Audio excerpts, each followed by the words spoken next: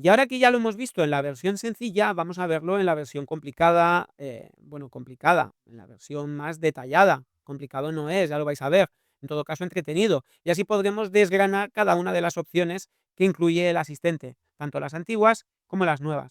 Para ello, con control Z vamos a ir deshaciendo cada uno de los pasos intermedios que hemos ido haciendo y nos vamos a quedar en la capa base o resultado del apilado. Ya me he pasado, aquí tenía todavía las fotos sin apilar, me voy un paso para adelante, aquí, con el resultado del apilado. Pues bien, el mecanismo, el mismo, ahora ya es para expertos lo que vamos a hacer. Primero vamos a fijar la posición de la Vía Láctea, aproximadamente, porque como habéis visto luego lo que hace es un gradiente alrededor de la misma, la fijamos. Una vez está fijada, vamos a crear la atmósfera. Como habéis visto antes, no solamente se crea la atmósfera, sino que como ya sabe dónde está o dónde consideramos nosotros que está la Vía Láctea, también elimina la contaminación lumínica. La verdad es que esta parte es muy mecánica, con lo cual el resultado con los ajustes por defecto a mí ya me va bien, no voy ni a visitarlos, pero como recordaréis los que estabais utilizando versiones anteriores del asistente para procesado de vías lácteas, en este punto, dado que al quitar la contaminación lumínica y al darle un primer chute de luz a la Vía Láctea mediante esta curva mediante esta curva en S o curva de contraste, el poco ruido que nos haya podido quedar se habrá visto multiplicado. Lo que hacíamos era ejecutar una opción que, como veis, ha desaparecido, porque había mucha gente que no la necesitaba, porque tampoco le mete tanta caña a las vías lácteas, y que, como veréis, ahora se puede hacer con otras opciones que tenemos dentro del menú. Era, como digo, crear una nueva capa con el resultado de todo esto y mediante un filtro de cámara RAW quitarle algo de ruido a la imagen. ¿Quién dice un filtro de cámara RAW? Pues aquí, si tenéis alguna herramienta especializada en la eliminación de ruido como Topaz de Noise, pues podríais sacar el resultado con las opciones que tiene el asistente para enviar el resultado de lo que llevamos hasta ahora al disco. Quien esté más familiarizado con las opciones de eliminación de ruido del Photoshop, pues lo puede hacer por ahí. La idea es el que cuando le pasemos la imagen a lo que sería StarNet para eliminar las estrellas, pasársela de la manera más pura o más limpia posible, para que no confunda el ruido o los artefactos derivados del ruido con otras estrellas y quede la imagen resultante más enmarañada, más turbia, más sucia. Entonces, ¿cómo lo vamos a hacer? ¿O cómo lo hago yo? Utilizando las nuevas opciones. Pues en primer lugar, haría clic en este nuevo botón que se llama copia visible. Copia visible lo que hace es crear una nueva capa que contiene el resultado de todo lo que estamos viendo ahora. Fijaros que en cuanto le dé a copia visible, pues me ha creado aquí una nueva capa que contiene el resultado de lo que teníamos hasta ahora.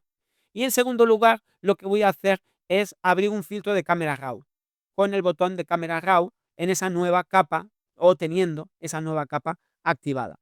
Y en este filtro de cámara RAW, lo que vamos a hacer es irnos, o lo que venía haciendo yo habitualmente, a una zona en la que es muy chivato el ruido, como puede ser esta zona más oscura, que no está tan enmarañada con nebulosas y estrellas, y como veis, aquí hay un cierto jaspeado derivado de ese ruido que siempre queda, a pesar de que hagamos un apilado monstruoso, siempre habrá algo de ruido. A más apilado, menos ruido, por eso os recomiendo siempre que hagáis el apilado de la mayor cantidad de fotos posible que podáis.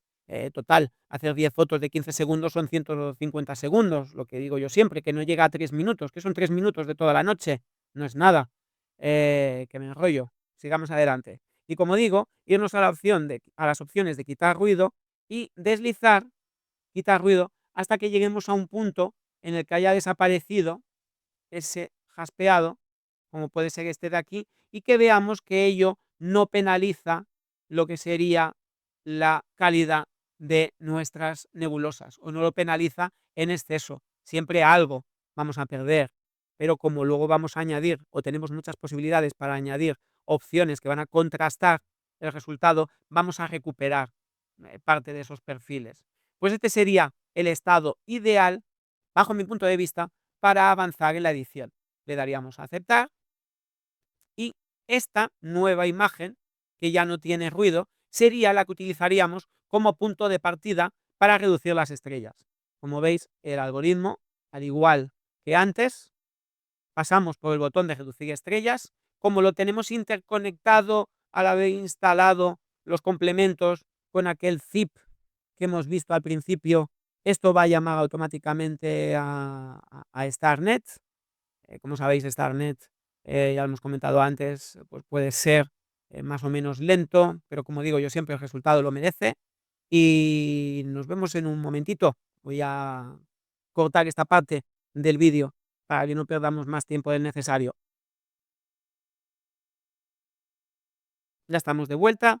Aquí nos está reintroduciendo la imagen resultante. Le damos al OK. Aquí la tenemos. Lo siguiente sería aislar las estrellas. Como veis, está aquí muy parecido a lo que habíamos hecho hasta ahora.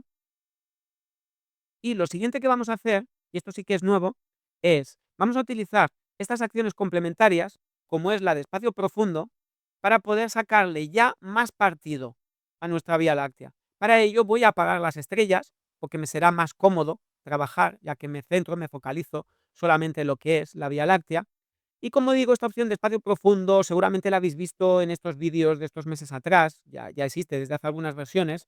Era muy útil, sobre todo en la Vía Láctea de invierno, sobre todo en el procesado de Orión, porque al ser una señal tan débil, si no fuera gracias a estas opciones de espacio profundo, es muy difícil rescatar esos detalles que se encuentran en unas frecuencias muy bajas, con una intensidad de luz muy baja. En la Vía Láctea de verano no es tan necesario porque es muy exuberante y las nebulosas del centro galáctico y alrededores pues son muy visibles, ¿no? Son muy evidentes. No obstante, vamos a ver cómo este botón de espacio profundo también nos permitiría darle un plus a esta edición de la Vía Láctea. Como siempre, no os olvidéis de tener seleccionada la capa adecuada en estos botones en los que hay un asterisco al lado, es decir, el asterisco que indica que trabaja con la capa activa.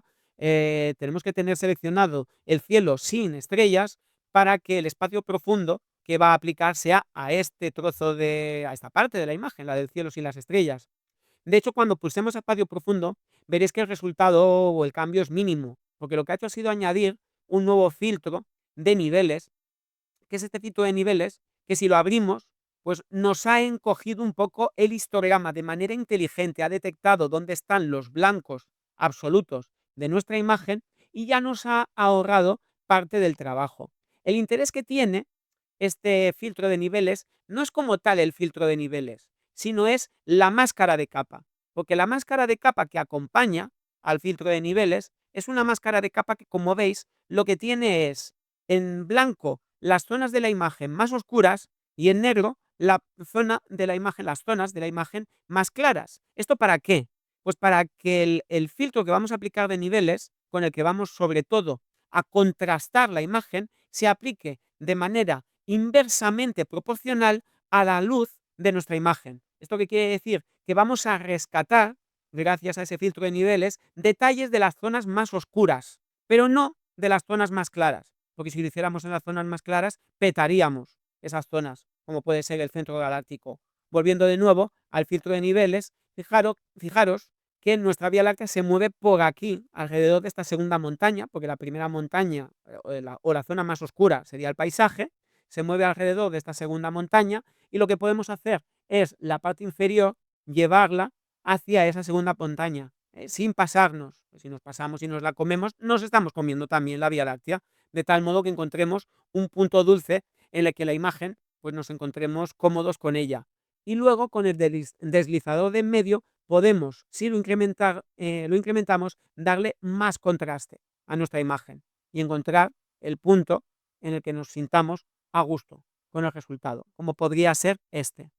Fijaros en el antes y el después, gracias a este filtro de niveles con la máscara de capa adecuada para que sea aplicado sobre todo a las zonas más oscuras. De hecho, fijaros que si quito momentáneamente la máscara de capa, veis el resultado, es mucho más agresivo y lo que sería la zona del centro galáctico y la nebulosa de la laguna están petadas en el blanco. Es decir, es un ajuste que, como decíamos, al trabajar de manera inversamente proporcional a la cantidad de luz de cada uno de nuestros píxeles, pues se va a centrar sobre todo en rescatar las zonas que en la imagen original eran más oscuras.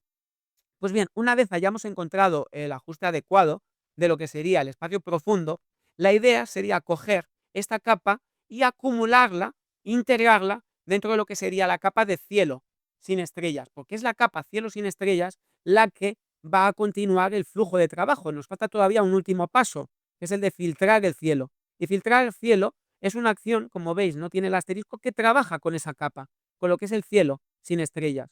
Con lo cual, no nos vale con dejar estos filtros que hemos añadido ahí sueltos, sino que lo tenemos que integrar dentro de lo que sería la capa base de cielo sin estrellas. ¿Cómo lo integramos? ¿Cómo lo combinamos? Con un botón que tenemos en la barra de herramientas que se llama combinar. Si teniendo seleccionada esta nueva capa Deep Sky le damos a combinar, como veis, nos quedamos con una única capa de nuevo, que es el cielo sin estrellas, pero que ya contiene incluido este filtro de niveles que le hemos añadido. Podríamos seguir añadiendo nuevos filtros de niveles. Cuando trabajamos con Vía Láctea de invierno, muchas veces es necesario aplicar más de uno, porque no siempre en un paso, o casi nunca en un paso, se consigue llegar al resultado deseado, sino que hay que volver a aplicar nuevos filtros de espacio profundo. Pero en la Vía Láctea de verano, como os digo, pues no es necesario. Ya llega un punto en el que no le podemos sacar más chicha, o intentar sacarle más chicha ya nos lleva a un resultado muy extremado, con lo cual yo lo dejaría, o por lo menos para esta imagen, lo dejaría solamente en uno. Vuelvo para atrás con control Z. Y también, dentro de lo que son las acciones complementarias, lo recordaréis también los que hayáis visto las ediciones con las versiones anteriores del asistente de Vía Láctea de invierno, teníamos un amplificador de infrarrojos, que lo que hace es intentar rescatar aquellos rojos que entran en nuestra cámara, a pesar de que no esté astromodificada y tengamos el filtro de infrarrojos que evita que entre en esa frecuencia, pero siempre algo entra. Entonces, claro, esto es muy relativo, depende de la calidad de la foto, depende de vuestra cámara. Las Sony tienen fama de que tienen un filtro de infrarrojos de fábrica muy restrictivo, las Canon tienen fama de que no es tan restrictivo y dejan pasar algo más de los infrarrojos. Tenéis que probarlo y ver si le podéis sacar partido con este amplificador de infrarrojos a vuestra foto. Le vamos a pulsar.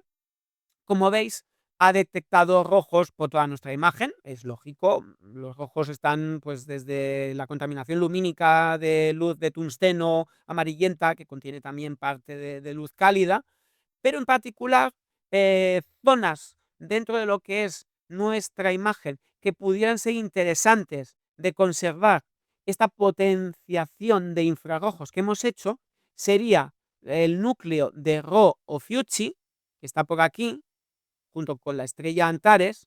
Aquí nos han aparecido esos rojos y esta nebulosa roja que se encuentra debajo de Antares, y lo que sería Alpha Ophiuchi, que sería esta parte de rojos que hay por aquí arriba, que también tienen un poco más de intensidad.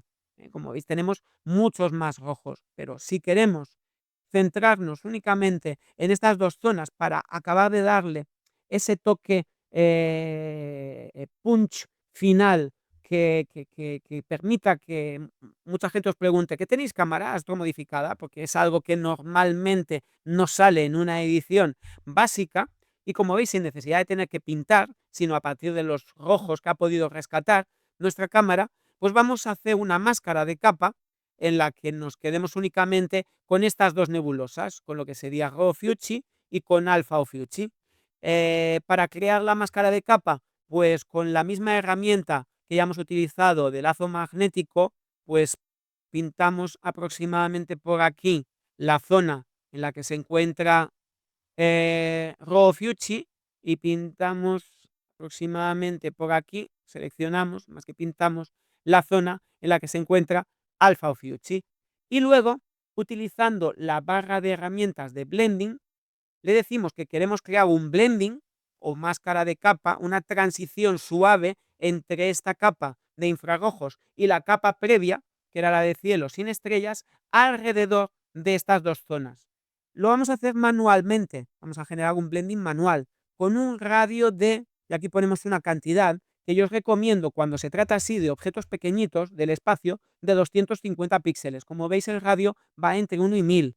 Mi recomendación es que cuando estéis haciendo un blending de estos a medida de una estrella, pongáis 100, cuando lo hagáis de una nebulosa, pongáis 250, cuando lo hagáis de un objeto de mayor dimensión, como puede ser la Vía Láctea, hagáis 500, y cuando hagáis un blending que abarque prácticamente toda la imagen, como puede ser la transición entre el cielo y el suelo y el cielo, que por lo tanto es todo el horizonte, hagáis un radio de 1000. 250, como digo, para un objeto así de tamaño pequeño, pero no minúsculo, ya está bien. Y el gamma es la intensidad que le queremos dar a la transición, como de brusca queremos que sea la transición, de 1 a 5. Si ponemos 1, es la más suave de todas las transiciones. Si ponemos 5, la más dura. Prácticamente no hay diferencia entre la frontera de donde acaba la selección y donde empieza la parte no seleccionada. Yo os recomiendo normalmente utilizar 1 o a lo sumo 2. Como esto lo podéis hacer tantas veces como queráis, pues podéis experimentar. Por ejemplo, con 251, generar el blending, y como veis nos ha creado ese blending que, si miramos qué aspecto tiene la máscara de capa, pues como veis son dos zonas muy difuminadas alrededor de esos dos puntos. Si pulsamos a control Z y vamos al punto anterior y nos ponemos como gamma 5, simplemente para que veáis la diferencia, y generamos el blending, veréis que, como veis, es mucho más agresiva esa frontera de 250 píxeles. Entonces, vosotros mismos decidís en qué punto queréis dejarlo. Yo con 251 como gamma ya es los valores en los que me suelo encontrar cómodo. Como veis, en este punto del procesado es muy sutil, no sé si se aprecia, vamos a ampliarlo un poco, se aprecia un poquito de rojito por aquí, se aprecia también un poquito de rojito por aquí, a lo mejor se aprecia más si quitamos la máscara de capa y la ponemos, se iluminan un poquito de rojito esas zonas, pero es más que suficiente para que no se note mucho en el resultado final, porque, como sabéis, con los pasos que nos quedan todavía por delante, pues podemos conseguir que esto pues llegue a un punto en el que sea pues muy hiperprocesado. Aquí estaría bastante bien, creo yo. Y del mismo modo que hemos hecho antes cuando hemos ejecutado la opción de espacio profundo, si queremos que esta nueva capa que contiene ese plus de rojo en esas dos zonas de nuestro cielo se integre dentro de lo que es el cielo sin estrellas, para poder seguir adelante con el procesado del cielo, le daríamos con la capa seleccionada del incrementador de infrarrojos al botón de combinar, y así lo habríamos combinado en nuestra capa cielo sin estrellas. Y así podríamos seguir ejecutando pues las acciones de espacio profundo, de amplificador de infrarrojos, para ir perfilando nuestra imagen hasta que ya la consideremos adecuada para finiquitar lo que sería el procesado del cielo mediante el botón de filtrar cielo, que, como veis, es el último paso dentro de lo que sería el flujo de trabajo del procesado de la Vía Láctea. Entonces le daríamos ya, sin más dilación, a filtrar cielo, y cuando le demos a filtrar cielo, como recordaréis, primero se está aplicando una nueva curva de contraste, una curva en S, con unos valores por defecto, que si nos va bien, pues los dejamos así. A mí ya me van bien, porque de hecho, como veis, Sagitario ya está casi rozando el blanco, con lo cual ahora, cuando se abra el filtro de cámara RAW, pues lo voy a controlar bastante, bajando las iluminaciones. Voy a bajar las iluminaciones bastante a este punto, de tal modo que vamos a ver si quitando algo de neblina. No, yo creo que en este caso nos pasamos. Creo que este punto de la edición ya está bien. Como veis, ahora ya se han puesto más de manifiesto, gracias a que el filtro por defecto de cámara RAW lo que está haciendo es añadir mucha claridad, pues esa claridad en las dos zonas en las que habíamos estimulado con rojo, como son las de Raw Fuji y Alpha Fuji, pues ya lo hacen mucho más presente. Le daríamos a aceptar, y cuando le damos a aceptar, el resultado que vemos aquí es, gracias a que ya teníamos fijada la Vía Láctea, es la mezcla de dos capas. La capa que tiene como tal la edición de la Vía Láctea, que es esta de aquí, y una segunda capa, que es esta de aquí, que tiene el cielo empobrecido, que tiene el cielo en su mínima expresión, es decir, sin ningún tipo de claridad, bajando al máximo las altas luces, disminuyendo el ruido al máximo. Y la idea es que mediante una máscara de capa, que es esta de aquí, que como veis, gracias a que habíamos fijado la posición de la Vía Láctea, pues tiene un degradado progresivo entre la zona de influencia de la Vía Láctea y lo que tenemos alrededor, conseguimos centrar el foco de atención en la Vía Láctea, ya que todo lo que hay alrededor lo vamos apagando progresivamente. Pero con los valores por defecto, como veis, nos ha quedado muy apagado. Es por ello por lo que la capa de fondo, la de cielo sin estrellas, como veis, tiene añadido por defecto un filtro de niveles, para que nosotros, haciendo doble clic en este filtro de niveles, podamos determinar, moviendo los deslizadores del filtro de niveles, hasta qué punto queremos darle claridad a lo que es la parte del fondo del cielo. Como veis aquí hemos conseguido el efecto inverso, que el fondo del cielo tenga más claridad que la Vía Láctea. Pero jugando podemos encontrar aquel punto en el que nosotros nos encontremos cómodos, en el que veamos que la Vía Láctea, pues cual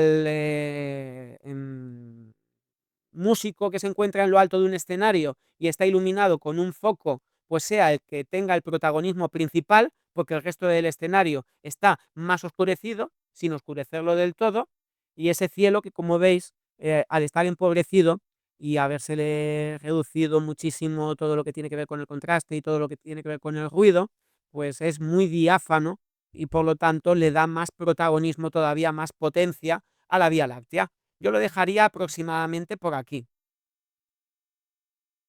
De tal modo que ya podemos seguir adelante con el procesado de la Vía Láctea. Como sabéis, en revelados anteriores que habíamos hecho, tenemos lo que sería un template para Nick Collection, que como sabéis se integra con el asistente, para darle todavía un chute más de luz y color a nuestra Vía Láctea. Y para ello, mi recomendación en este punto es que se lo hagamos al resultado del cielo que llevamos hasta este momento. Para ello, lo que haríamos sería colocarnos en la capa superior de lo que es el procesado del cielo. Como habéis visto, el procesado del cielo tiene dos capas, lo que sería el fondo del cielo y lo que sería el filtrado de la Vía Láctea. Nos colocamos, por lo tanto, en el de filtrado de la Vía Láctea y le damos al botón de copia visible. Al darle al botón de copia visible, como ya hemos visto antes, estamos creando una nueva capa que tiene el resultado de todo lo anterior. Y a esta nueva capa es a la que le voy a aplicar los Nick Collection. Para ello, lo que voy a hacer primero, mediante el botón que también existe en la barra de botones de objeto inteligente, es convertirlo en un objeto inteligente. Como veis en la barra tenemos objeto inteligente y tenemos rasterizar. Para los que no lo conozcáis, convertir una capa en objeto inteligente lo que nos permite es que los ajustes que hagamos a posteriori no destruyan el contenido de la capa, sino que guardemos en todo momento la imagen original y podamos revisitar los ajustes para poder hacer ajustes de última hora. Y sin embargo, si el objeto está rasterizado, sí que es una capa en la que cualquier cosa que hagamos va a destruir el contenido de la capa. Lo que vamos a tener es el resultado de haber aplicado esos cambios, pero no como tal la imagen de origen y el delta que nos ha llevado al resultado que estamos viendo. Pues lo convertimos en objeto inteligente y sería a esta nueva capa a la que le aplicaría los Nick Collection con el botón de Nick Cielo. Como veis, Nick Cielo también tiene un asterisco, se aplicaría a la capa seleccionada. Es por eso por lo que hemos fabricado una nueva capa para que todo lo que tenga que ver con Nick Collection lo apliquemos solo a una de las capas. Y que si el resultado no nos convence, pues sea tan sencillo como eliminar esta capa, o si no nos convence en su totalidad, pues sea tan sencillo como no mostrarla al 100%, utilizar lo que serían los deslizadores de opacidad para reducir la opacidad de la capa. Vamos a ver qué tal le sientan los Nick Collection con el template por defecto que viene en el asistente. Pues como veis le hemos dado un plus de luz y color a la Vía Láctea. Incluso seguramente muchos de vosotros diréis que está hiperprocesado, pero para gusto los colores. Si ya os gusta, tiraríamos para adelante con esta. Si nos termina de convencer, como os decía, siempre podemos cambiar la opacidad y ponerla en un punto intermedio. Esto sería a un 50% el resultado, un 0% sería dejarlo como estaba y el 100% a full. Y luego también no olvidéis, gracias a que es un objeto inteligente, que podéis pulsar como tal dentro de lo que es el filtro Color FX Pro de Nik Collection para revisitar los diferentes filtros que utilizo en el template, porque a lo mejor hay algunos que no os gustan o que no le sientan bien a esta imagen. En particular, como recordaréis, este template está formado por 5 filtros. Os voy a ir presentando uno por uno. Hay uno primero, está en la imagen original. Hay uno primero que sirve para extraer detalles, que como veis lo que hace es añadir más microcontraste y por lo tanto sacar más detalles de las nebulosas de la Vía Láctea. Hay otro que le da contraste, como veis lo que hace es aumentar el contraste de toda la foto. Hay otro que lo que hace es corregir posibles desviaciones de color, es el Pro Contrast, que lo que hace es que si tenemos la imagen muy desviada o hay un gradiente de color muy acusado hacia un determinado color, pues lo corrige. Pero en particular parece que en esta imagen la está enfriando demasiado. Vamos a seguir avanzando y vemos en el resultado final qué tal le sienta el quitarle o el ponerle este filtro. Luego tenemos uno que sirve para añadir saturación, que es este, el Brilliance Warm. Estamos metiendo un chute de color, es este de aquí. Y luego tenemos otro que es el Sunlight, que lo que hace es una especie de filtro Orton o de halo que le da un poco más de cremosidad a la Vía Láctea. Esto es sin el Sunlight y esto con el Sunlight. Entonces, si nos gustan con menos cremosidad, pero más contrastadas, lo dejamos así. Que nos gustan con más cremosidad, lo dejamos así. Vamos a ver, como decíamos, ahora que tenemos de nuevo los 5 habilitados, ¿qué pasa si le quitamos el Pro Contrast? Pues nos queda más cálida, que creo que casi me gusta más. De la otra manera, parece que la enfriaba demasiado y empiezan a aparecer por aquí unos azules y unos cianes que me resultan un poco artificiales. Pues para este caso en particular, para esta imagen, vamos a quitarle el Pro Contrast, simplemente a título orientativo, para que veáis que no tenéis por qué creeros a pies juntillas el conjunto de filtros que vienen aplicados en el template por defecto, sino que los podéis en cualquier momento modificar y ajustar a vuestra conveniencia. Hemos hecho ese pequeño cambio y lo vamos a dejar aquí. Y vamos a avanzar en la edición, que lo que sería la parte del cielo ya tenemos finiquitada y ahora pasaríamos a la parte del suelo. Y para la parte del suelo, lo mismo que ya hemos hecho en el revelado sencillo, que hemos hecho al principio, marcaríamos la capa base, porque es la única capa en la que tenemos todavía el suelo original, y le daríamos a filtrar paisaje. Esto va a aplicar nuevamente el filtro de Nik Collection, el template que tengo configurado para el suelo, que es parecido pero no igual que el del cielo y que también podéis revisitar en cualquier momento. Y por último, con un filtro de cámara RAW nos va a permitir realizar pues unas últimas modificaciones del cielo, si, perdón, del cielo, del paisaje, si así lo queremos. No me voy a complicar mucho la vida con el suelo, lo voy a dejar así. Y de esa manera vamos a recuperar lo que sería el suelo, pero nuevamente sin esa transición o blending entre las dos ediciones, que para ello, para poder hacer el blending, nos iríamos a la capa de blending, marcaríamos de nuevo la capa base y le daríamos al botón de blending del paisaje. Cuando hagamos el blending del paisaje, como veis, gracias a que tenemos la zona de influencia de la Vía Láctea, tenemos la posibilidad de decidir cuánto queremos que la atmósfera que hay alrededor de la Vía Láctea, la atmósfera proveniente de ese blending que hemos hecho con el suelo, pues cuánta queremos conservar. Y como digo siempre, si queremos que la Vía Láctea siga apareciendo potente, pues este deslizador lo llevamos cuanto más arriba queráis, mejor, pero si queréis que no se note tan artificial la transición, pues cualquier punto intermedio. Y por último, una vez ya tenemos la capa de blending, fijaros, como os decía en el revelado sencillo, que viene con un filtro de niveles y que haciendo doble clic en el filtro de niveles podemos decidir cómo queremos que sea la luminosidad de ese blending. Obviamente, si lo llevamos hasta aquí, es como si no hubiésemos hecho nada, hacemos desaparecer todo el blending, pero lo podemos dejar en un punto, que no tiene por qué ser el extremo, en el que no se note tanto la diferencia de luz entre una edición y otra, como podría ser este. Pasaríamos de aquí a aquí, que las luces están más compensadas. Y este podría ser una edición avanzada, utilizando pues las funcionalidades más sofisticadas del asistente. Y ahora vamos a ver cómo le podríamos dar pues algunos extras a nuestra imagen utilizando algunas de las funcionalidades que también tenemos, como podría ser la de los halos, para dotar a las estrellas más brillantes de ese halo de luz que le dé un poco más de magia a las estrellas. Pero para ello primero tenemos que recuperar las estrellas, como veréis, pues las hemos tenido apagadas hasta ahora. Tan sencillo como seleccionar la capa y, como veis, de estrellas tenemos un montón. Lo que haríamos sería, mediante el primer filtro de niveles, darle más potencia, estrechando el histograma por aquí, a las estrellas más brillantes, pero mediante este deslizador de aquí, apagar las estrellas menos brillantes. Fijaros que a medida que vamos subiendo nos vamos quedando cada vez con menos, hasta que nos quedamos con ninguna. Entonces, en nuestra mano está decidir dónde nos quedamos, en qué punto hay la cantidad de estrellas necesaria para que no distraiga la atención de la principal protagonista, que es la Vía Láctea, pero al mismo tiempo que no se vea muy pobre en estrellas. Esto para gustos, como todo, los colores. Yo lo voy a dejar aproximadamente por aquí.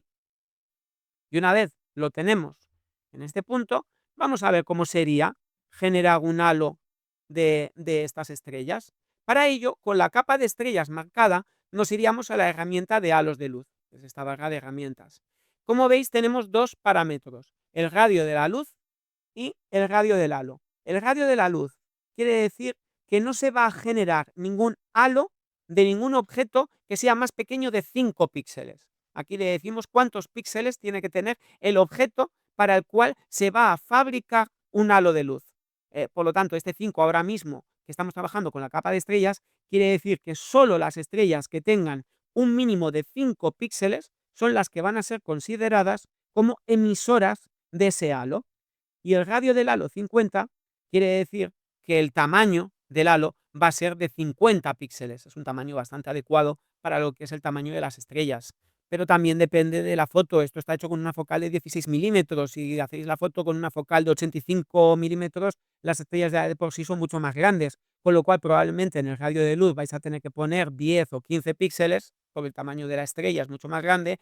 Y en el radio del halo, pues probablemente 100, 150, porque todo es más grande en una foto que está hecha con una focal más larga. Pero para estas fotos en gran angular, estos valores suelen ser bastante adecuados. Ahí os digo pues que experimentéis, como siempre, todo lo que queráis, porque una vez generado el halo, esto crea una capa nueva, ahora veremos, que si no te gusta, pues la borras y lo vuelves a intentar con otros parámetros.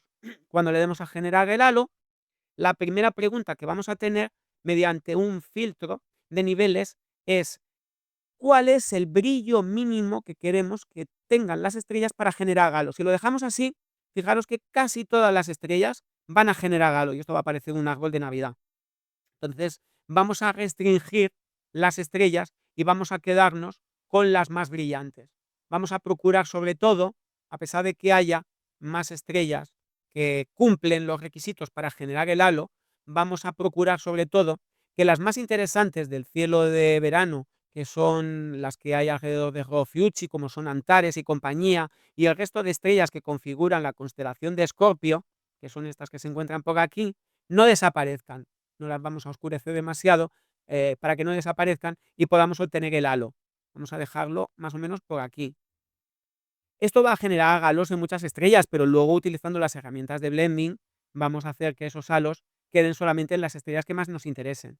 Como veis, ya se han generado los halos y esta última pregunta, también mediante un filtro de niveles, es para que decidamos cómo de brillantes queremos que sean los halos. Lo habitual es bajar este deslizador hacia el límite del histograma y, como veis, han aparecido muchos halos en muchas estrellas, quizás más de la cuenta. Como digo, ahora las quitaremos mediante una máscara de capa y un blending. Y si lo exageramos mucho, si lo llevamos hasta el mínimo, pues veremos exactamente todas las estrellas y los colores de las estrellas que han generado halo. Lo vamos a dejar más o menos por aquí. Y dos cositas que vamos a hacer, como decíamos, cuando finalicemos. Ahora ya tendríamos creada la capa de halo, esa está aquí, es una capa que podemos ocultar y mostrar en cualquier momento, que podemos eliminar, que podemos volver a generar cuantas veces queramos. Y dos cositas que vamos a hacer. Primero, como veis, los halos nos han quedado con un color muy exagerado. Entonces, para bajarles la intensidad, tan sencillo como ir al menú de imagen, ajustes, tono y saturación, y bajar la saturación de estos halos. Vamos a ver, más o menos por aquí, sobre un 66%, pues ya queda una luz que nos recuerda al, a la luz de la estrella, serían estos halos de aquí, como veis, el antes y el después, pero sin que se vea un color tan chillón.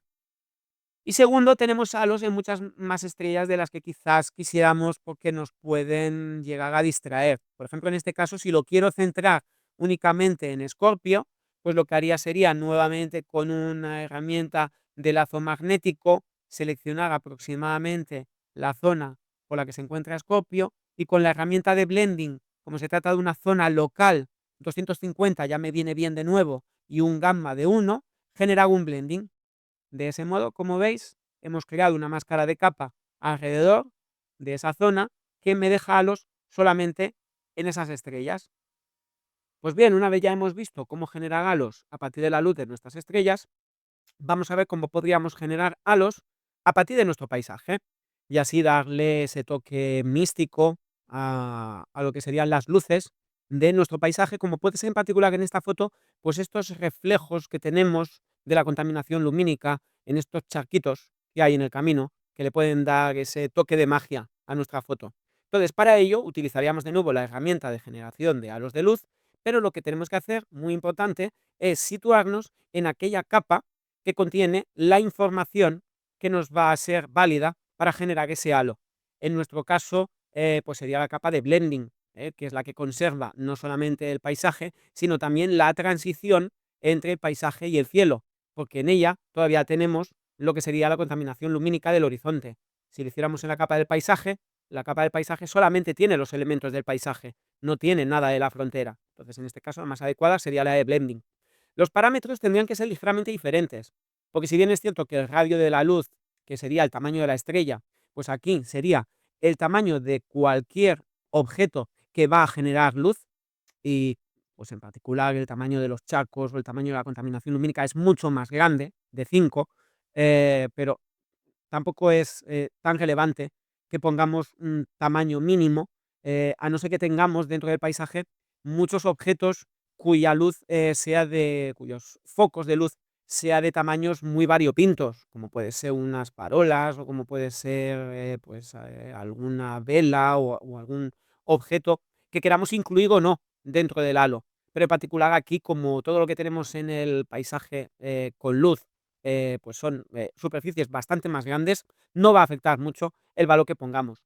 Lo que sí va a interesar es cambiar el radio de la luz, porque ya no estamos hablando de 50 píxeles, que sería el tamaño adecuado para el halo de una estrella, sino que queremos que sea mucho más grande, no queremos que sea tan puntual, es decir, la contaminación lumínica o el reflejo de esa contaminación lumínica en estos charcos no va a generar un halo solamente tan puntual, solamente de 50 píxeles, va a generar un halo mucho más grande, o queda más bonito cuanto más grande sea ese halo. Entonces yo, en base a mi experiencia, he visto que valores aproximadamente de 250 ya van muy bien, porque pensar que 250 es el halo de luz que va a generar cada uno de los puntos que tiene la luz, la intensidad de luz suficiente para generar ese halo.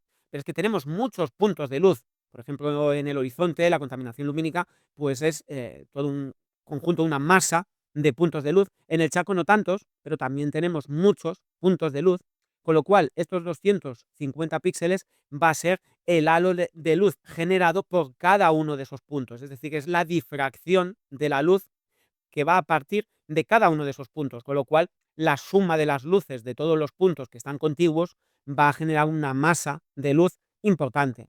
Por lo tanto, un valor de 250 pues es lo suficientemente grande como para que el halo y todos los halos generados por todos los puntos de luz tengan presencia, pero tampoco para que esa presencia sea monstruosa y nos inunde todo el paisaje de luz. Así que lo vamos a probar con estos valores, como siempre. Si luego no nos convencen, pues eliminamos la capa, volvemos para atrás con las opciones de rehacer, con el control Z, y generamos el halo con cualquier nueva combinación de parámetros. Cuando le demos a generar halo, como recordaréis de cuando hemos visto las estrellas, la primera pregunta mediante una curva, mediante un filtro de niveles, es que cortemos cuáles son las frecuencias que no queremos que intervengan en ese halo. Cortar las frecuencias, es decir, quedarnos únicamente con las partes más luminosas de nuestra foto, quiere decir coger el valor del deslizador que hay en el límite inferior de la salida del filtro y irlo aproximando hacia la parte superior. Fijaros que a medida que lo aproximamos hacia la parte superior, cada vez nos quedan menos luces, es decir, lo que sería el paisaje y la contaminación lumínica están quedando mayoritariamente en negro. Todo lo que esté en negro no va a generar halo. El halo se va a generar a partir de los restos que queden de haber hecho ese corte de frecuencias y, como veis aquí, podemos nosotros decidir dónde queremos situar el corte. Entonces, a mí, como me interesa que tenga halo el charquito, los charquitos estos que decíamos, la contaminación lumínica. Y la contaminación lumínica no solo que tengo a la derecha de la iglesia, sino la que tengo también a la izquierda de la iglesia, porque veis, si lo subo mucho, ya casi no tengo luz, ya no me queda en este corte luz en la parte izquierda de la iglesia. Pues lo situaría más o menos por aquí, en el que todavía me queda algo de luz que va a generar halo en la parte izquierda. Me queda toda esta parte de contaminación lumínica, que es la más brillante y es la que tiene más lógica que genere halo, y me queda algo de luz en la zona de los chacos que también va a generar halo. Entonces lo vamos a dejar en este punto, le daríamos a OK. Ahora está generando el halo y, como recordaréis, había una última pregunta, también mediante un filtro de niveles, para decidir qué brillo, qué intensidad le queremos dar a los halos, que sería esta de aquí. Entonces, lo habitual es ajustar el histograma, llevarlo al límite, lo que sería la salida, al límite superior del histograma, que este histograma pues viene a ser el histograma de los halos, es decir, cómo se distribuye la luz que acabamos de generar. Y ya hemos conseguido el objetivo que andábamos buscando. Como veis, hay un halo de luz producido por esa difracción de todas las fuentes de luz que teníamos en la máscara, en la capa que hemos utilizado de modelo, tanto a la izquierda como a la derecha de la ermita, y también en el charco. Pero, como veis, en lo que sería la parte de la contaminación lumínica, la parte del horizonte es muy exagerada. En el charco me gusta cómo queda, le da ese aspecto que decíamos pues de mágico a la escena, pero en la contaminación lumínica está desbordada. ¿Cómo lo podríamos controlar para que nos conserve la parte del charquito, pero que en el horizonte no tengamos tanto halo? Pues muy sencillo, con las herramientas de blending que tenemos. Sería tan sencillo como crear una máscara de capa de la zona en la que sí queremos tener el halo y que progresivamente hubiera ese blending, ese difuminado de esa máscara de capa, para que poco a poco vaya desapareciendo el halo. ¿Cómo podríamos generar un halo que nos conserve sobre todo la parte del charco, pero que en el horizonte se vaya, como decimos, apagando poco a poco? Ese halo, pues tan sencillo como utilizar la herramienta de selección rectangular, crear un rectángulo más o menos por aquí, que me conserve todo lo que sería el halo de esta parte del paisaje, pero que a partir de aquí, poco a poco, haya ese blending, ese difuminado. Hacer que ese difuminado sea de 1000 píxeles. Aquí sí que utilizamos el valor máximo, por aquello que os comenté en el otro vídeo, de que si estamos haciendo un blending que abarque toda la foto, porque estamos abarcando desde la izquierda hasta la derecha todo lo que sería el paisaje de nuestra foto, pues sí que interesa que sea lo más progresivo posible, y utilizaríamos 1000. Como siempre en el gamma, valores de 1 o 2, para que esta transición no sea muy brusca. Esto es cuestión de experimentarlo, y le daríamos al botón de generar blending. Entonces, como veis, ya hemos conseguido apagar un poco el halo en la frontera, conservando la intensidad del halo en lo que es la zona más interna del paisaje. De hecho, como veis, si miramos la máscara de capa, esto es lo que ha sucedido cuando hemos generado ese blending de 1000 píxeles con un gamma 1 a partir de ese rectángulo que habíamos definido aquí. Hemos creado un gradiente que hace que se vaya difuminando, que vaya desapareciendo poco a poco ese halo. De hecho, si ahora quitamos la máscara de capa, así es como lo teníamos y así es como lo tenemos ahora. Y por otro lado, si quitamos la nueva capa de halo, así es como lo teníamos antes y así es como lo tenemos ahora. Le hemos dado, como veis, un poco de magia a la escena al introducir estos halos, tanto en los restos de luz que podamos tener en el paisaje, como en la zona de la contaminación lumínica. Si aún así nos sigue pareciendo mucho, no olvidéis que cualquier capa, mediante la opacidad, la podemos gobernar para decidir pues si nos la quedamos al 100%, si no nos quedamos nada, o nos la quedamos al 50%, al 25%, al 75%, podemos decidir en cualquier momento la intensidad que le queremos dar en el resultado final a esta parte de nuestra escena. Y estas serían dos de las utilidades de la herramienta de generación de halos. También podríamos utilizarla en las nebulosas, es decir, si veis, no lo vamos a hacer ahora, porque con los Nik Collection, como recordaréis, hemos añadido, o uno de los filtros que tiene Nik Collection es el que crea el efecto glow, pero si no tuviéramos los Nik Collections porque no tenéis la posibilidad de tenerlos instalados, pues una manera de simularlos sería, una vez ya habéis hecho el filtrado de la Vía Láctea, añadir a la capa donde está la edición del cielo un halo, con lo cual los puntos más luminosos, que en este caso serían las nebulosas más brillantes, también van a producir este efecto de halo por difracción de la luz que se encuentra en ellas. Es decir, como ves, es una herramienta muy útil que nos va a permitir generar muchas combinaciones muy espectaculares a la hora de darle ese toque final a nuestro trabajo. Y ya por último, no quisiera dejar pasar la oportunidad, ya que estamos viendo cómo han quedado ubicadas todas las opciones de lo que era el asistente de procesado de vías lácteas dentro de esta nueva versión, dentro del DBP Tools. Quisiera enseñaros también dentro de la capa de blending estas opciones de blending correspondientes al apartado de máscaras de luz. Como habéis visto a lo largo de estos vídeos, las herramientas de blending lo que nos permiten es crear unas máscaras de capa en las cuales haya una transición suave entre la edición de la capa que tenemos activa y el resto de las capas que tenemos por debajo. Tenemos una herramienta ya predefinida de blending del cielo que lo que hace es realizar esa progresión, ese difuminado entre lo que sería la zona de la edición de la Vía Láctea, que siempre va a ser más intensa, y el resto del cielo. Ya estuvimos viendo también la herramienta de blending del paisaje, que lo que hace es también crear esa transición suave entre donde acaba el paisaje y lo que sería la edición como tal del cielo. Hemos visto los blendings a medida, en los cuales nosotros, mediante una selección de una zona, como hemos hecho para las estrellas o como hemos hecho ahora para los halos del paisaje, pues generamos también una transición en cuanto a un tamaño e intensidad en píxeles de esa frontera entre la zona que hemos seleccionado y el resto de la imagen. Pero estas herramientas de máscara de luz lo que permiten es generar otro tipo de máscaras que también son igualmente interesantes. Son máscaras que no dependan de una zona como la que hemos visto hasta ahora, la zona en la que se encuentra la Vía Láctea, la zona en la que se encuentra el paisaje, la zona que se encuentra alrededor de lo que hemos seleccionado con cualquiera de las herramientas de selección de Photoshop, sino que estas máscaras se van a realizar en función de la luz de nuestra escena.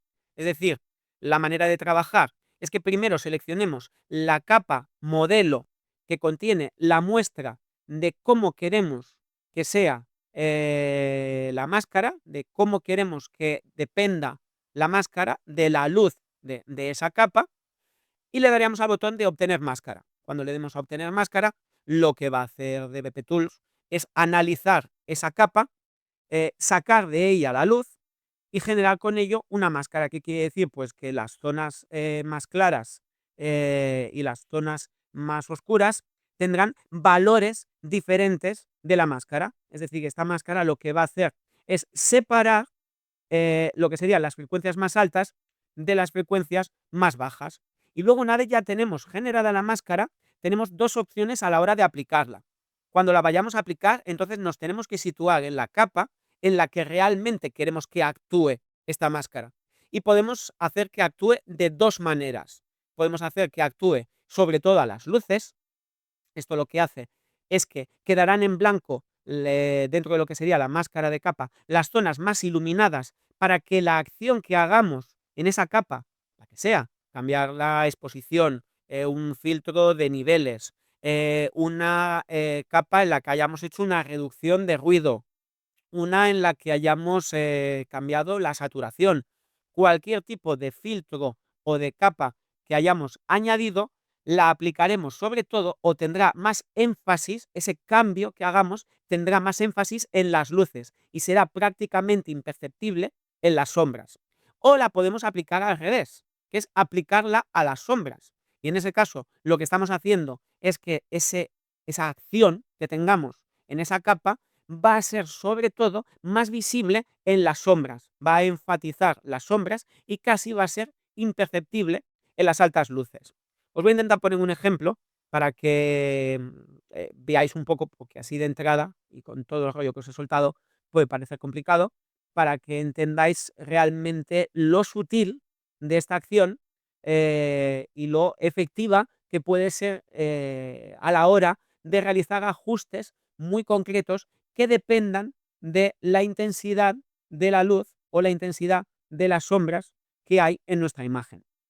Por ejemplo, una vez ya tenemos la foto prácticamente acabada, una cosa que a mí me chirría un poco, no sé si os habéis dado cuenta vosotros a medida que hemos ido haciendo el proceso, es que, sobre todo en la zona de las sombras, hay como un gradiente muy acusado, va a ser muy patente, sobre todo cuando nos acerquemos a la ermita, muy acusado en verde.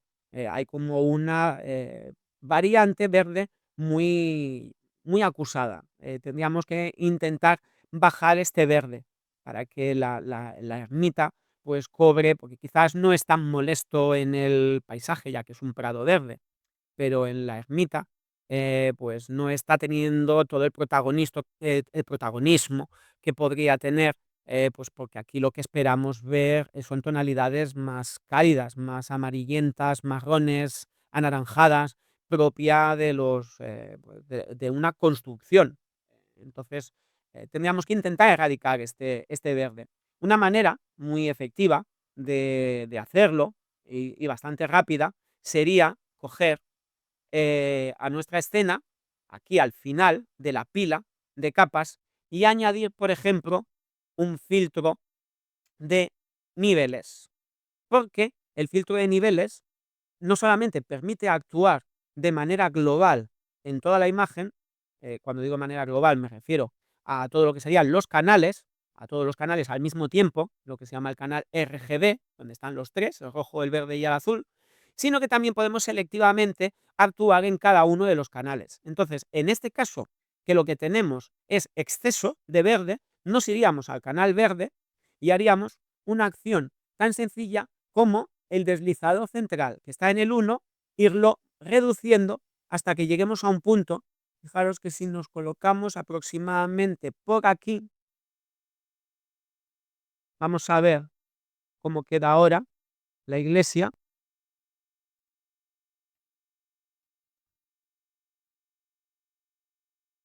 Nos acercamos un poquito y fijaros en el antes y el después.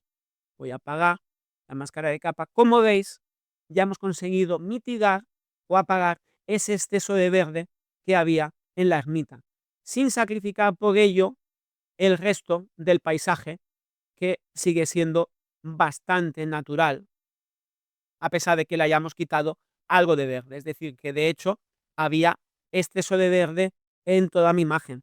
sobre todo en lo que es el paisaje. Y es lógico, porque cuando hacemos fotografía nocturna, como tenemos tantas sombras, y como recordaréis, fruto de que nuestras cámaras, la mayoría de ellas, utilizan una matriz de Bayer, que es una matriz en la que predomina sobre todo los puntos del sensor que son estimulados por el verde y que son los que acaban determinando la intensidad de luz de nuestra imagen. Pues si una imagen es muy oscura, predomina el verde, es decir, la parte más oscura de nuestra imagen, como pueden ser las esquinas, porque nuestra lente a lo mejor tiene mucho viñeteo, lo habréis visto vosotros muchas veces, ahí tenemos más verde, en vez de negro tenemos un gradiente verde más acusado. Entonces las zonas de mayor oscuridad van a tener una dominante verde. Y con este filtro, como veis, de niveles, bajando, fijaros que lo que hemos hecho, lo repetimos, es simplemente en el canal verde, pues lo hemos bajado de 1 a 0,93, lo hemos bajado aproximadamente a algo menos de un 10%, ya hemos conseguido mitigar el verde. Pero de resultas de haber mitigado el verde en el paisaje, vamos a ver nuevamente el antes y el después, lo que hemos conseguido como efecto colateral es que el cielo y la contaminación lumínica, las partes más brillantes, pues al quitarles ese verde han cogido una desviación hacia el rojo, hacia el magenta. Hemos desviado toda la foto y lo que iba bien para el paisaje pues no nos ha ido bien para el cielo. Realmente, como veis, nuestro cuerpo nos está pidiendo a gritos hacer una máscara que dependa de la luz, porque ya hemos visto que este gradiente tan acusado hacia el verde está sobre todo en la zona de sombras, en la zona del paisaje y quizás también en la zona más oscura del cielo. Fijaros que el cielo tampoco, lo que no sería la Vía Láctea, lo que es el fondo del cielo, tampoco me desagrada cómo ha quedado comparado con cómo estaba antes. También el cielo tenía un cierto gradiente verde. No quizás las nebulosas, que me gustan más así que no así, aunque también para gusto los colores, por aquello de que ya tenían un color en este punto, pues bastante adecuado. Fruto probablemente de que son los objetos más luminosos del cielo, pero la parte más oscura del cielo, lo mismo que la parte más oscura del paisaje, sí que tenían esa dominante verde. Entonces, lo que me está pidiendo el cuerpo es poder aplicar esta máscara de capa de manera selectiva para que actúe sobre todo en las sombras. Entonces, este es un caso de libro en el que nos viene bien lo que sería el aplicar una máscara de luz y aplicarla a las sombras, en este caso, para que este filtro que hemos añadido actúe sobre todo a las sombras. Entonces, ¿qué es lo que tengo que hacer? Como decíamos, dos cosas. Primero, obtener la máscara y segundo, aplicar la máscara. Aplicar la máscara está muy claro, lo vamos a aplicar a esta capa de filtro de niveles en el que hemos quitado parte de verde, porque queremos que actúe en esta capa. Pero ¿de dónde sacamos la máscara de capa? Porque tenemos muchas capas en las cuales podemos decidir.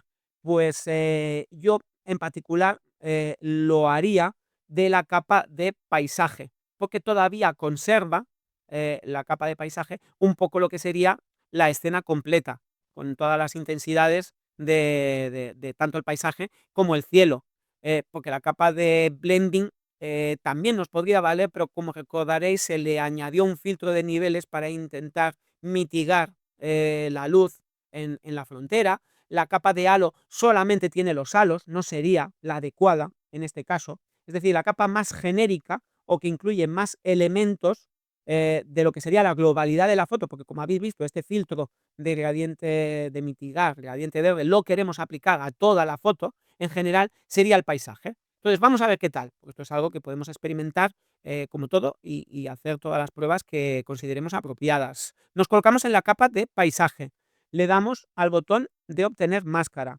Entonces veréis que esto se pone a trabajar durante unos segundos y lo que está haciendo es obtener esa máscara que tenga pues la distribución de la cantidad de luz que hay en mi imagen, en este caso en la capa de paisaje, entre lo que serían las zonas más oscuras y las zonas más claras. Cuando veáis este mensaje es que ya ha finalizado y ya tenemos esa máscara copiada en el portapapeles. Ahora la vamos a aplicar, pero si quisiéramos incluso la tenemos en el portapapeles, pues si somos pues usuarios que tenemos un conocimiento más profundo del Photoshop y luego la queremos utilizar una vez la tenemos en el portapapeles, pues para pegarla en cualquier otro tipo de parte de nuestra imagen. Cerraríamos la ventana y una vez cerrada nos iríamos a la capa donde queremos aplicarla, que es la de filtro de niveles, y le diríamos que queremos aplicarla a las sombras, porque tal y como hemos comentado, este gradiente verde, donde queremos mitigarlo es sobre todo en las sombras y no en las altas luces. Entonces, cuando le demos a aplicar a las sombras, como veis, ya se ha notado un pequeño cambio. Como veis, la ermita sigue siendo o sigue teniendo ese color más natural, resultado de haber mitigado el verde, pero sin embargo la contaminación lumínica, que tenía ya un gradiente tirando a rojizo, hemos recuperado el color más amarillento de la contaminación lumínica. Vamos a verlo. Si pulso a control Z, este sería el antes de aplicar la máscara de capa, y si vuelvo a pulsar, en este caso a Shift Control Z, para ir hacia adelante, este sería el después.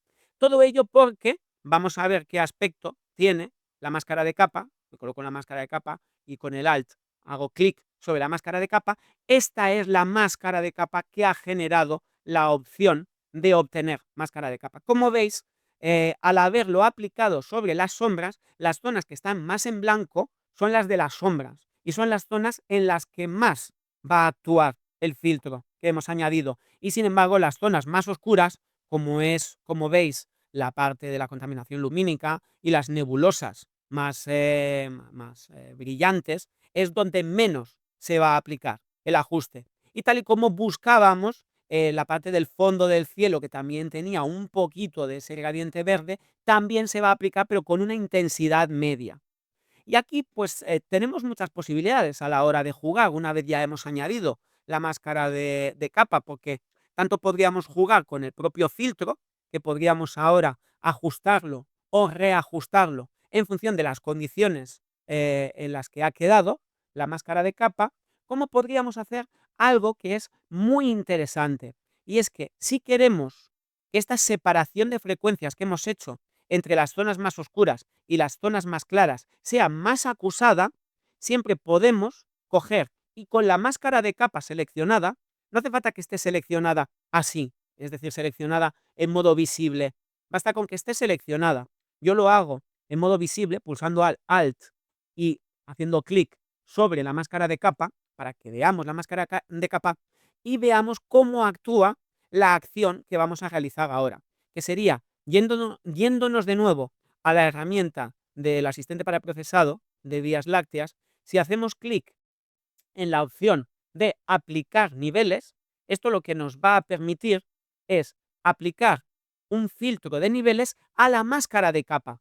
¿Y qué interés tiene aplicar un filtro de niveles a una máscara de capa? Pues el hecho de que aquí lo que tenemos es el histograma de nuestra máscara de capa. Y aquí podemos hacer que lo que sería la separación entre las altas frecuencias y las bajas frecuencias, entre los claros y los oscuros, sea más acusada.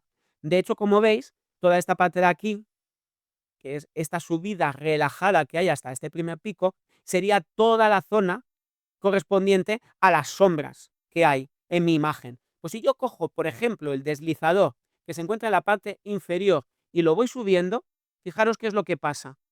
A medida que lo voy subiendo, cada vez estoy estoy cortando las frecuencias de lo que serían las zonas más claras de nuestra imagen, que son en las que menos queremos aplicar el filtro. Es decir, que yo decido aquí dónde quiero que se aplique el filtro, o si quiero que sea este filtro más acusado en las luces o menos acusado en las luces, más acusado en las sombras o menos acusado en las sombras, dependiendo de si es una capa que hemos aplicado a las luces o a las sombras. Sería algo tal que así podemos encontrar un punto en el que hagamos más patente aún la diferencia entre la zona en la que sí se va a aplicar el filtro y la zona en la que no. En vez de hacerlo aquí, lo he hecho aquí para que veáis cómo va a actuar sobre la máscara de capa. Voy a cancelar y lo vamos a hacer, eso sí, con la máscara de capa seleccionada, pero con la imagen visible, para que sea más patente lo que vamos a hacer. Le haríamos clic a aplicar niveles y, como veis, a medida que yo vaya subiendo, igual aquí es más difícil de verlo. Vamos a ampliar la imagen un poquito y voy a situarme en un lugar donde se aprecie más la diferencia entre lo que es la zona de sombras, que es la ermita y el paisaje, y la zona de luces, que es la contaminación lumínica. Estábamos aquí, en este punto, y a medida que voy subiendo, no sé si se aprecia, cada vez es menos patente el ajuste que hemos hecho de matizar el verde en la contaminación lumínica, pero lo sigue siendo en lo que sería la parte del paisaje. Fijaros que llegará un punto en el que si voy hasta el final de todo, es como si no hiciera nada. Es decir, habré convertido toda la máscara nuevamente en negro y no estaré haciendo absolutamente nada. Aquí la estoy aplicando tal y como la teníamos al principio, antes de hacer este ajuste sobre la máscara. Aquí no estoy aplicándola a nada, es la diferencia, así es cuando se notará más ir del todo a nada, pero tengo todos estos lugares intermedios para decidir en qué medida quiero aplicar esta máscara de capa sobre las sombras, en este caso, pero no sobre las luces. Erradicarlo, o en parte o en todo, sobre las luces. Yo creo que este sería un punto bastante interesante.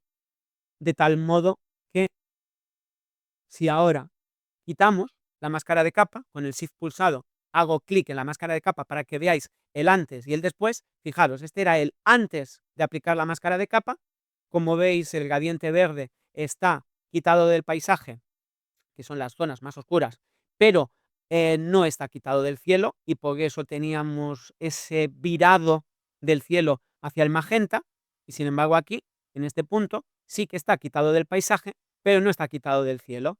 Este sería el antes y el después de aplicar esta máscara de capa utilizando las opciones de blending que permiten generar estas máscaras de capa que dependen de la intensidad de la luz. Y por último, el antes y el después de este filtro de niveles que hemos añadido de manera tan selectiva o tan quirúrgica gracias a la máscara de luz, que sería el antes y el después. Aquí, como veis, teníamos aquel gradiente verde tan exagerado, voy a irme un poquito para atrás, que se notaba sobre todo en la iglesia, y aquí lo hemos erradicado, pero no, el hecho de erradicarlo sobre la iglesia y sobre el paisaje no ha supuesto que se me altere lo que es la parte más luminosa de mi imagen, que es la contaminación lumínica del horizonte y las nebulosas. Vamos a verlo con la imagen en general. Este era el antes, que como veis teníamos no solamente el verde de la iglesia, sino que también el cielo. Fijaros que ahora el cielo, después de aplicar el filtro, sobre todo lo que es el fondo del cielo, es más agradecido porque es más natural, es más azulado, no era este azul turquesa que tenía un cierto gradiente verde. Y sin embargo, en este punto, lo que es el fondo del cielo también tiene un azul más profundo, sin que por ello haya habido cambio alguno en la cremosidad que tenían las nebulosas. Pues bien, este sería el último de los filtros que yo añadiría para acabar la foto, y que también nos sirve para ilustrar estas opciones menos habituales de la generación de un blending mediante máscaras de luz, pero como veis pueden ser muy efectivas para realizar estas acciones tan puntuales, tan quirúrgicas sobre zonas de nuestra foto.